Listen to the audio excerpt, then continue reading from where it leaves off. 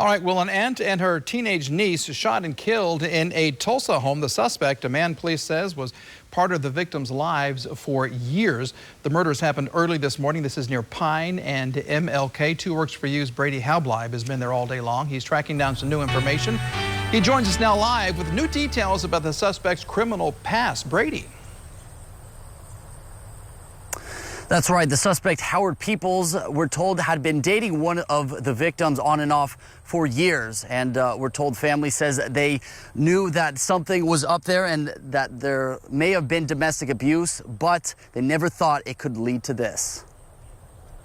It's almost like deja vu. A tragic scene that's all too familiar for Pastor Frankie Asbury. First time was with my sister who was murdered by her husband. And to go through this again is heartbreaking because now again you have children with no parents. Now that same kind of violence striking the same family again.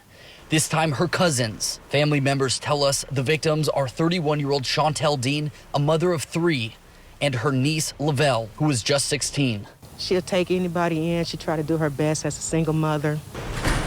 Arrested in the murder, 37-year-old Howard Peoples Jr.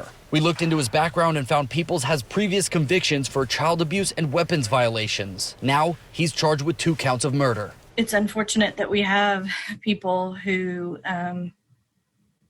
harm other people in relationships and are violent in relationships. Just last week, the Violence Policy Institute ranked Oklahoma as the 3rd highest for number of female homicide victims murdered by men. And that's, I think, something we still as a community need to grapple with. Domestic Violence Intervention Services CEO Tracy Lyle says more often than not, it's fear that keeps victims in an abusive relationship. Many times there's often threats to harm them, to kill them, to hurt them, their children, their family members, their friends. If a person has history of violent relationships, that could be a red flag.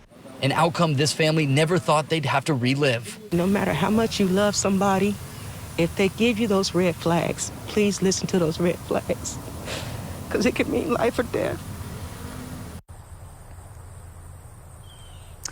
Now, if you or someone you know is dealing with an abusive relationship, there is immediate resources that you can find, and you can find that all on our website at kjrh.com. In Tulsa, Brady Halbleib, 2 Works for You.